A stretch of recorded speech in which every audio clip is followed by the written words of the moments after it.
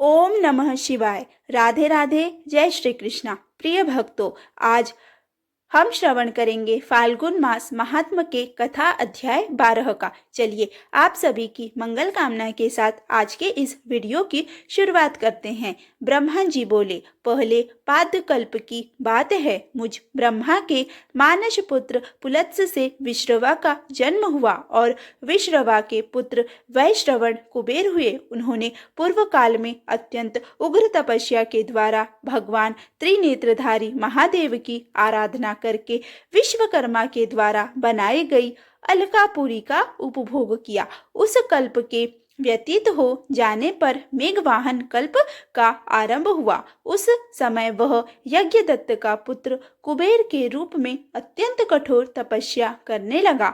दीपदान मात्र से मिलने वाली शिव भक्ति के प्रभाव को जानकर भगवान शिव की चित्त प्रकाशिका काशीपुरी में जाकर अपने चित्त रूपी रत्नमय दीपकों से 11 रुद्रों को उद्बोधित करके वह अनन्य भक्ति व स्नेह से संपन्न हो वह तन्मयता पूर्वक भगवान शिव अर्थात भोलेनाथ के ध्यान में मग्न होकर निश्चल भाव से बैठ गया और भोलेनाथ की स्तुति प्रार्थना शिव चालीसा का पाठ करने लगा, जो भगवान शिव से एकता का महान पात्र है। तप रूपी अग्नि से बड़ा हुआ है। काम क्रोध आदि महाविघ्न रूपी पतंगों के आघात से शून्य है। प्राण निरोध रूपी वायु शून्य स्थान में निश्चल भाव से प्रकाशित है। निर्मल दृष्टि के कारण स्वरूप से भी निर्मल है तथा सद्भाव रूपी पुष्पों से पूजित है। ऐसे भगवान शिव की शिवलिंग की प्रतिष्ठा करके वह तब तक तपस्या में लगा रहा जब तक उसके शरीर में केवल अस्थि और चर्म मात्र ही अवशिष्ट नहीं रह गए। वह भोलेनाथ की घोर तपस्या करने लगा। इस प्रकार उसने 10,000 वर्षों तक तपस्या की, भोलेनाथ की आराधना की। तदंतर विशालाक्षी पार्वती देवी के साथ भगवान विश्वनाथ स्वयं प्रसन्न मन से अलकापुरी के स्वामी को देखकर, जो शिवलिंग में मन को एकाग्र करके टूटे वृक्ष की भांति स्थिर भाव से बैठे हैं, बोले, हे अलकापते, मैं वर देने के लिए उद्गत हूँ। मैं यहाँ आया हूँ, तुम अपने मन की बात कहो। उन तपोनिधि ने जब अपने नेत्रों को खोलकर देखा तो उन्हें उदित हो रहे 1000 किरणों वाले 1000 सूर्यों से भी अधिक तेजस्वी श्रीकंठ उमा वल्लभ भगवान चंद्रशेखर अपने सामने दिखाई दिए, अर्थात भगवान शिव शंभु स्वयं प्रकट हुए। उनके तेज से प्रतिहत हुए तेज वाले कुबेर चौंधिया गए और अपनी आंखों को बंद करके वे मन के लिए अगोचर देवेश्वर भगवान शंकर से कहने लगे कि हे नाथ, अपने चरणों को देखने के लिए मुझे दृष्टि सामर्थ्य प्रदान करे। मुझ में इतनी भी हिम्मत नहीं है कि मैं आपके चरणों को देख पाऊँ। हे नाथ, यही वर चाहता हूँ कि मैं आपका साक्षात दर्शन प्राप्त कर सकूं। हे ईश, अन्य वर से क्या लाभ है। हे शशिशेखर, आपको प्रणाम है। हे डमरूधर, आप मेरी वंदना स्वीकार करें। उनकी यह बात सुनकर देवाधिदेव उमापति महादेव ने अपनी हथेली से उनका स्पर्श करके उन्हें अपने दर्शन की शक्ति प्रदान की, क्योंकि उनमें इतनी शक्ति नहीं थी। देखने की शक्ति मिल जाने पर दल के उस पुत्र ने आंखें खोलकर पहले उमा की और ही देखना आरंभ किया। वह मन ही मन सोचने लगा, भगवान शंकर के समीप यह सर्वा सुंदरी स्त्री कौन है। वह माता पार्वती को नहीं पहचान सका था। इसने मेरे तप से भी अधिक कौन सा तप किया है।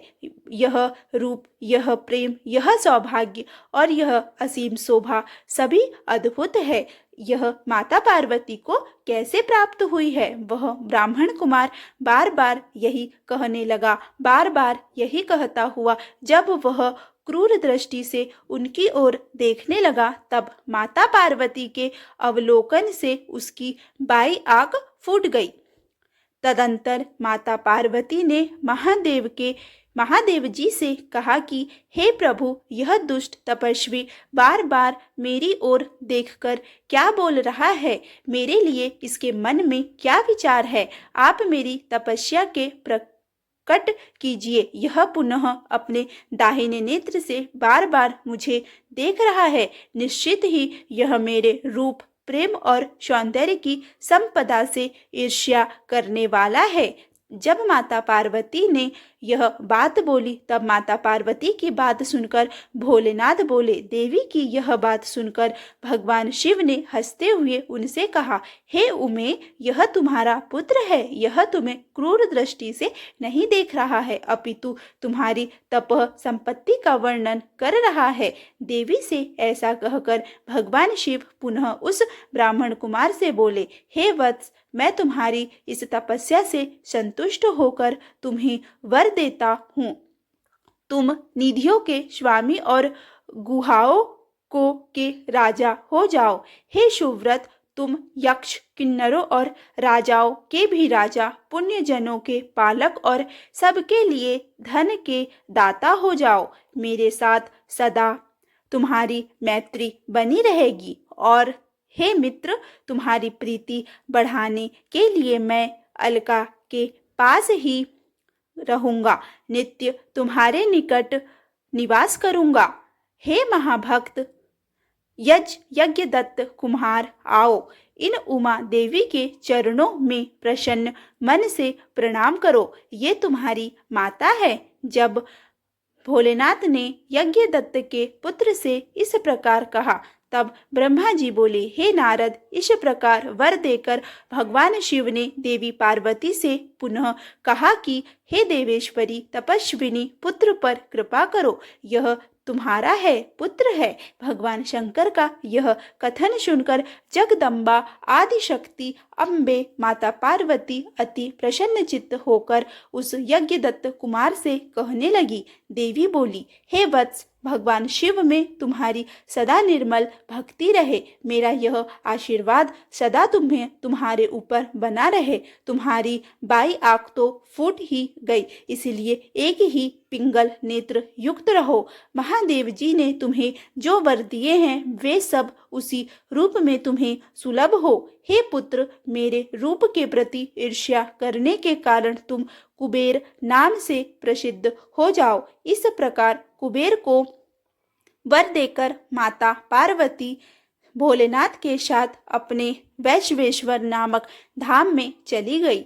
इस तरह कुबेर ने भगवान शिव शंकर की मैत्री प्राप्त की और माता पार्वती के दर्शन प्राप्त किए और अलकापुरी के पास जो कैलाश पर्वत है वह भगवान शंकर का निवास हो गया। प्रिय भक्तों, क्या यह बात आपको पता थी? अगर हाँ तो कमेंट में हर हर महादेव जरूर लिखे। इसके बाद ब्रह्मा जी बोले, हे नारद, हे मुने, कुबेर के तपोबल से भगवान शिव का जिस प्रकार पर्वत श्रेष्ठ कैलाश पर शुभागमन हुआ वह प्रसंग सुनिए।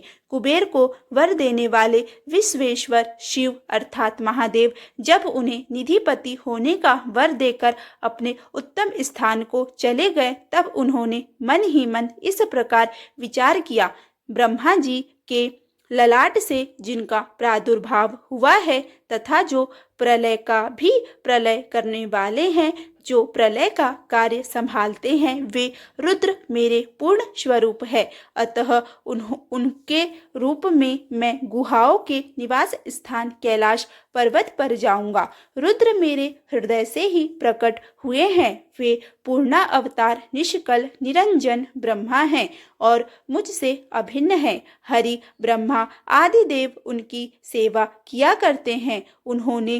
उनके रूप में मैं कुबेर का मित्र बनकर उसी पर्वत पर विलास पूर्वक रहूंगा और महान तपस्या करूंगा। भगवान शिव की इस इच्छा का चिंतन करके उन रुद्रदेव ने कैलाश जाने के लिए उत्सुक हो उत्तम गति देने वाले विमान पर सवार होकर नाद स्वरूप अपने डमरू को बजाया।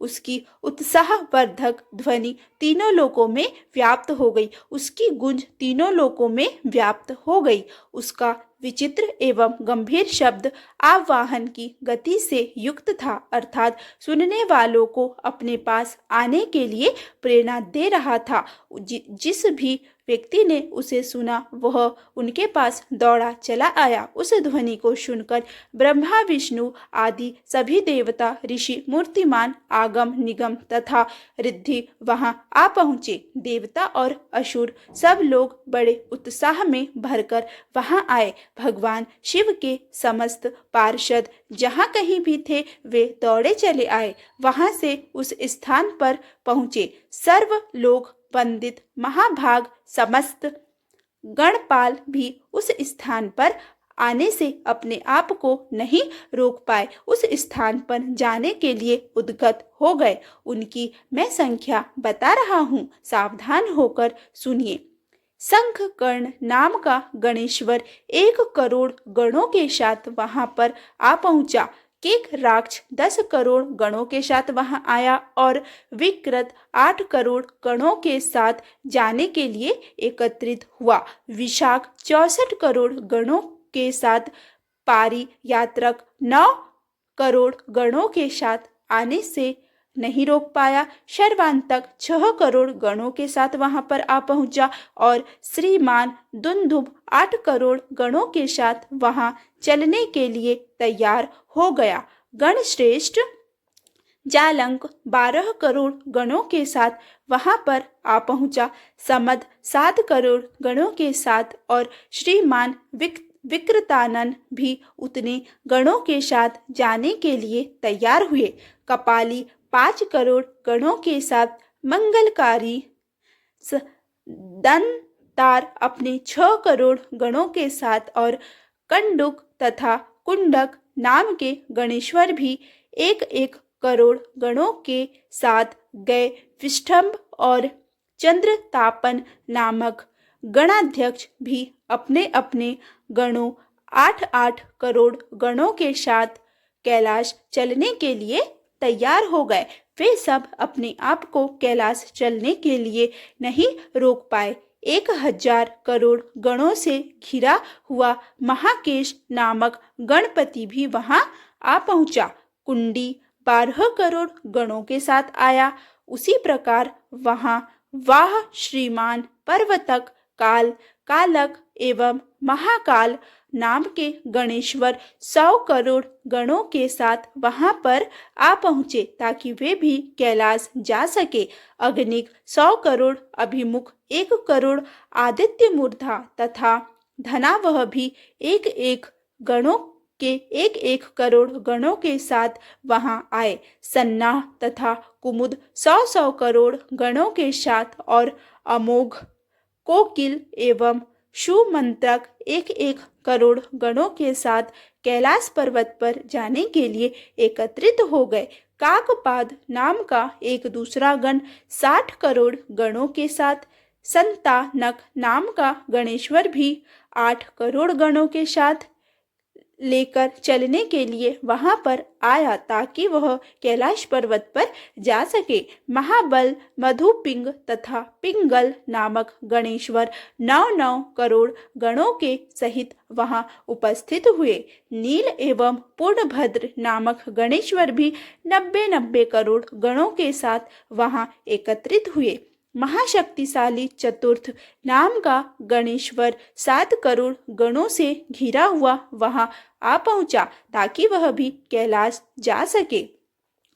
120,000 करोड़ गणों से आवृत होकर सर्वेश नाम का गणेश्वर भी कैलाश पर्वत पर चलने के लिए वहां पर आ पहुंचा। काष्टा, गुड़, सुकेश तथा वृषभ नामक गणपति 64 करोड़, चैत्र तथा स्वामी नकुलिस स्वयं 7 करोड़ गणों के साथ कैलाश गमन के लिए आए। लोकांतक, दीप्तात्मा, दैत्यांतक, प्रभु, देव, भृंगी, श्रीमान, देव देव प्रिय, ऋटि, अश्नि, भानुक तथा सनातन नाम के गणपति 64 करोड़ गणों के साथ वहां पर उपस्थित हुए। नंदीश्वर नाम के महाबलवान गणाधीश 100 करोड़ गणों के सहित कैलाश चलने के लिए वहां आ पहुंचे। इन गणधीपों के अतिरिक्त और कौन कौन आया, यह भी विस्तार से सुनिए। इन गणदीपों के अतिरिक्त अन्य बहुत से असंख्य शक्तिशाली गणेश्वर वहां कैलाश चलने के लिए आए। वे सब 1000 भुजाओं वाले थे, बहुत शक्तिमान थे तथा जटा मुकुट धारण किए हुए थे। सभी गण चंद्रमा के आभूषण से शोभायमान हो रहे थे। सभी के कंठ नील वर्ण के थे और वे 3-3 नेत्रों से युक्त थे। सभी हार, कुंडल, केयूर तथा मुकुट आदि आभूषणों से अलंकृत थे। ब्रह्म, इंद्र और विष्णु के समान अणिम आदि अष्ट महासिद्धियों से युक्त करोड़ों सूर्यों के समान दे दीप्यमान सभी गणेश्वर वहां पर आ गए।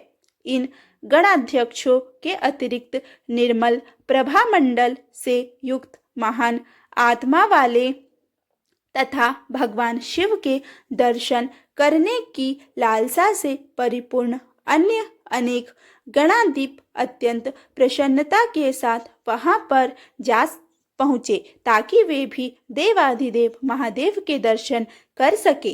विष्णु आदि प्रमुख समस्त देवता वहां जाकर भगवान सदाशिव को देखकर हाथ जोड़कर नतमस्तक होकर उनकी उत्तम स्तुति करने लगे। इस प्रकार विष्णु आदि देवताओं के साथ परमेश्वर भगवान महेश महात्मा कुबेर के प्रेम से वशीभूत हो कैलाश को चले गए।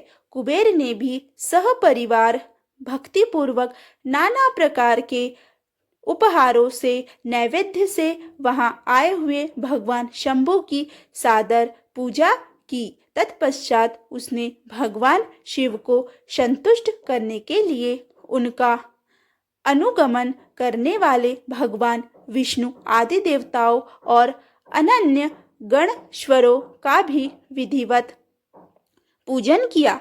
इसके बाद उनकी सेवा को देखकर अति प्रसन्नचित भगवान शंभु ने कुबेर का आलिंगन कर और उनका सिर कर अलकापुरी के अति निकट हो अपने समस्त अनुगामियों के साथ ठहर गए। अर्थात देवाधिदेव महादेव कैलाश पर्वत पर ही रहने लगे। तदंतर भगवान शिव ने विश्वकर्मा को अपने तथा दूसरे देवताओं के भक्तों के लिए उस पर्वत पर निवास हेतु यथोचित निर्माण कार्य करने की आज्ञा दी। हे मुनीश्वर, विश्वकर्मा ने भगवान शिव की आज्ञा से वहां जाकर यथाशीघ्र ही नाना प्रकार की रचना की। उस समय भगवान विष्णु की प्रार्थना से भगवान देवाधिदेव महादेव अर्थात भगवान शिव प्रसन्न हो उठे और कुबेर पर अनुग्रह करके वे कैलाश पर्वत पर चले गए। शुभ मुहूर्त में अपने निवास स्थान में प्रवेश कर भक्तवत्सल उन परमेश्वर ने अपने प्रेम से सबको सनात कर दिया। सभी प्रमुदित विष्णु आदि देवता, मुनिगण और अन्य सिद्धजनों ने मिलकर प्रेम पूर्वक देवाधिदेव महादेव अर्थात भोलेनाथ शिव का अभिषेक किया। हाथों में नाना प्रकार के उपहार लेकर, नैवेद्य लेकर सबने बहुत महोत्सव के साथ सामने खड़े होकर उनकी आरती उतारी, उनकी प्रार्थना की, उनकी स्तुति की। हे मुनि, उस समय आकाश से मंगल सूचक पुष्प वृष्टि होने लगी। चारों ओर आनंदमय वातावरण छा गया और अत्यंत प्रसन्न होकर गान करती हुई अप्सराएं नाचने लगी। चारों ओर उत्साह की ध्वनि सुनाई पड़ रही थी। क्रमशः उनका पूजन किया और सब ओर जय जयकार और नमस्कार के सुसंस्कृत शब्द गूंजने लगे। उस समय चारों ओर एक महान उत्साह व्याप्त था जो सबके सुखों को और अधिक बढ़ा रहा था। उस समय सिंहासन पर बैठकर भगवान भोलेनाथ अर्थात सदाशिव अत्यंत सुशोभित हो रहे थे और विष्णु आदि सभी लोग बार बार उनकी यथोचित सेवा कर रहे थे। वे सभी देवताओं ने पृथक पृथक रूप से अर्थ भरी वाणी और अभिष्ट वस्तुओं से लोक मंगलकारी भगवान देवाधिदेव महादेव का स्तवन वंदन किया, उनकी स्तुति की, उनकी प्रार्थना की। प्रसन्न चित्त होकर सर्वेश्वर स्वामी देवाधिदेव महादेव अर्थात भोलेनाथ अर्थात सदाशिव ने उनकी स्तुति को सुनकर प्रेम पूर्वक उन्हें मनवांछित वर दिए। हे मुने, अभिष्ट कामनाओं से परिपूर्ण प्रसन्न चित्त वे सभी देव मुनि और सिद्धजन भगवान शिव की अर्थात देवाधिदेव महादेव की आज्ञा से अपने अपने धाम को चले गए। मैं भी भगवान विष्णु के साथ प्रसन्नता पूर्वक चलने के लिए उद्धत हुआ। तब भगवान श्री हरि विष्णु और मुझको आसन पर बैठाकर परमेश्वर शंभु अर्थात देवाधिदेव महादेव ने बड़े प्रेम से बहुत समझाकर अनुग्रह करके कहने लगे। भगवान देवाधिदेव महादेव अर्थात भोलेनाथ बोले, हे हरे, हे विधे, हे तात, सदैव तीनों लोगों का सृजन और संरक्षण करने वाले हे सुरश्रेष्ठ, हे महामते, आप दोनों मुझे अत्यंत प्रिय हैं। अब आप दोनों भी निर्भय होकर मेरी आज्ञा से अपने अपने स्थान को चले जाइए। यह मेरी इच्छा है। मैं सदा आप दोनों का सुख प्रदान करने वाला हूँ और विशेष रूप से आप दोनों के सुख दुख को देखता ही रहता हूँ। भगवान देवाधिदेव महादेव अर्थात भोलेनाथ अर्थात सदाशिव के वचनों को सुनकर मैं और विष्णु दोनों प्रेम पूर्वक प्रणाम करके प्रसन्न चित्त होकर उनकी आज्ञा से अपने अपने धाम को लौट आए, अपने अपने घर को वापिस चले गए। उसी समय प्रसन्न चित्त भगवान शंकर निधिपति कुबेर का भी हाथ पकड़कर उन्हें अपने पास बैठाकर यह शुभ वाक्य कहने लगे। देवाधिदेव महादेव कुबेर से कहते हैं कि हे मित्र, तुम्हारे प्रेम के वशीभूत होकर मैं तुम्हारा मित्र बन गया हूँ। हे पुण्यात्मन, भय रहित होकर तुम अपने स्थान को जाओ। मैं सदा तुम्हारा सहायक हूँ। मैं सदा तुम्हारी रक्षा करूँगा। तुम जब भी मुझे याद करोगे मैं तुम्हारे सामने प्रकट हो जाऊंगा। भगवान शिव शंभु के इस वचन को सुनकर कुबेर भी प्रसन्न चित्त होकर उनकी आज्ञा से प्रसन्नता पूर्वक अपने धाम को चले गए। योग परायण, सब प्रकार से स्वच्छंद तथा सदा ध्यान मग्न रहने वाले भगवान शिव अपने गणों के साथ उस पर्वत श्रेष्ठ कैलाश पर निवास करने लगे।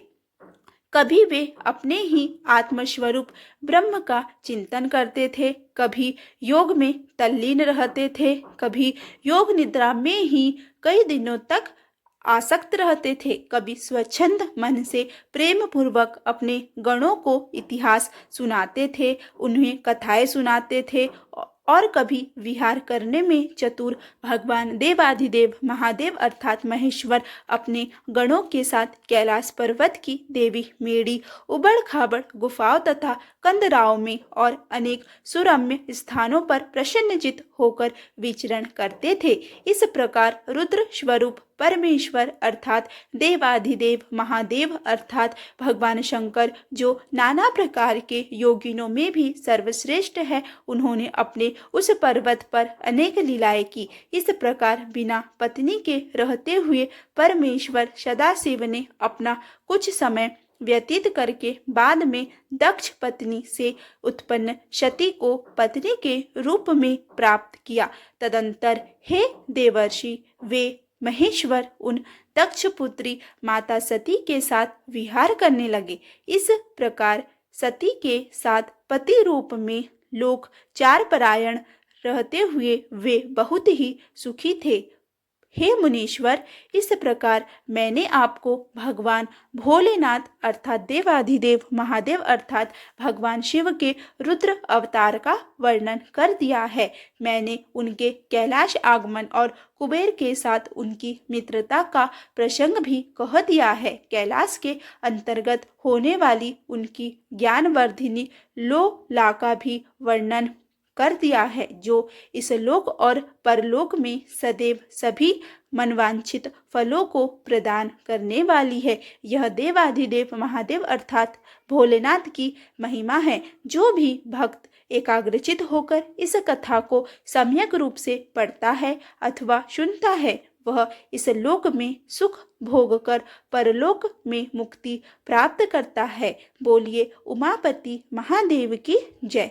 प्रिय भक्तों, यदि यह कथा आपने पहली बार सुनी है तो मुझे कमेंट में हर हर महादेव जरूर लिखें, ताकि मुझे भी पता चले कि यह मेरी कथा आप लोगों को पसंद आई या नहीं। प्रिय भक्तों, अब वीडियो में हम भगवान शिव की स्तुति का वर्णन करेंगे। जय शिव शंकर, जय गंगाधर, करुणाकर करतार हरे, जय कैलाशी, जय अविनाशी, सुख राशि सुख सार हरे, जय शशि शेखर, जय डमरूधर, जय जय प्रेमागार हरे, जय त्रिपुरारी, जय मदहारी, अमित अनंत अपार हरे, निर्गुण जय जय सगुण अनामय, निराकार साकार हरे, पार्वती पति हर हर शंभो, पाहि पाहि दातार हरे, जय रामेश्वर, जय नागेश्वर, वैद्यनाथ केदार हरे, मल्लिकार्जुन सोमनाथ, जय महाकाल ओमकार हरे, त्रयंबकेश्वर, जय घुम्मेश्वर, भीमेश्वर जगतार हरे, काशीपति श्री विश्वनाथ, जय मंगलमय अगहार हरे, नीलकंठ, जय भूतनाथ, जय मृत्युंजय अविकार हरे, पार्वती पति हर हर शंभो, पाहि पाहि दातार हरे, पार्वती पति हर हर शंभो, पाहि पाहि दातार हरे, पार्वती पति हर हर शंभो, पाहि पाहि दातार हरे, पार्वती पति हर हर शंभो, पाहि पाहि दातार हरे, जय महेश, जय जय भवेश, जय आदिदेव महाकाल विभो, जय महेश, जय जय भवेश, जय आदिदेव महादेव विभो, किस मुख से हे गुणातीत प्रभु तब अपार गुण वर्णन हो, जय भवकारक तारक हारक पातक दारक शिव शंभो, जय भवकारक दारक हारक पातक दारक शिव शंभो, दीन दुखी हर शर्त सुखाकर, प्रेम सुधाकर की जय हो, दीन दुख हर प्रेम सुधाकर, प्रेम सर्व सुखाकर, प्रेम सुधाकर की जय हो, पार लगा दो भवसागर से बनकर करुणा धार हरे, पार्वती पति हर हर शंभो, पाहि पाहि दातार हरे, जय मन भावन, जय अति पावन, शोक नशावन शिव शंभो, विपत विदारण अधम उदारण, उदारण सत्य सनातन शिव शंभो, विपत उदारण अधम उदारण, सत्य सनातन शिव शंभो, सहज वचन हर जलज नयन वर, धवल वरण धन शिव शंभो, सहज वचन हर जलज नयन धर, धवल वरण तन शिव शंभो, मदन कदन कर पाप हरण हर,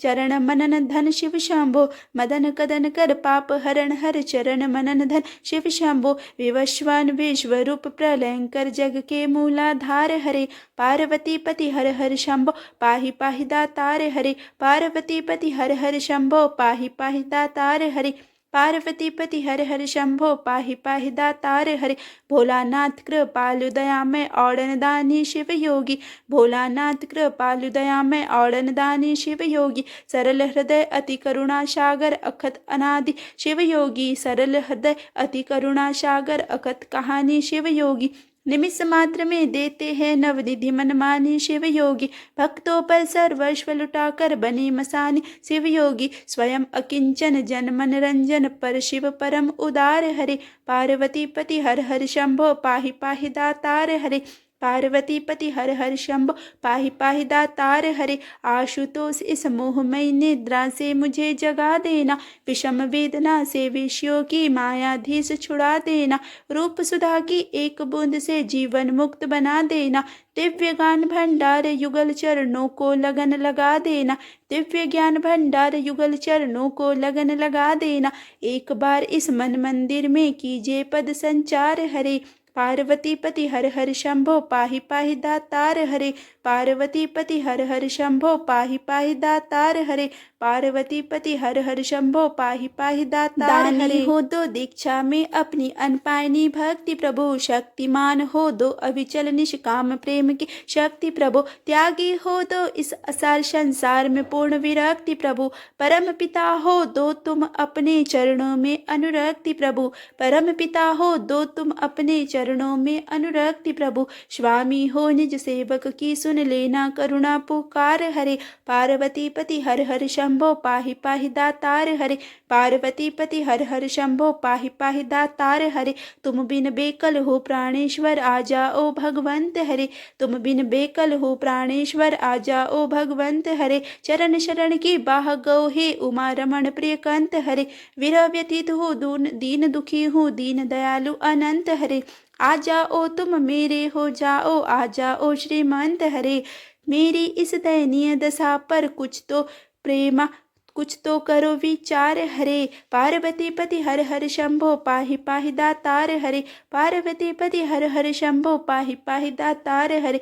प्रिय भक्तों, यदि यह वीडियो आपको अच्छा लगा हो तो प्लीज़ वीडियो को लाइक करें, वीडियो को ज़्यादा से ज़्यादा शेयर करें तथा चैनल पर पहली बार आए हैं तो चैनल को सब्सक्राइब करना बिल्कुल भी ना भूलें। धन्यवाद।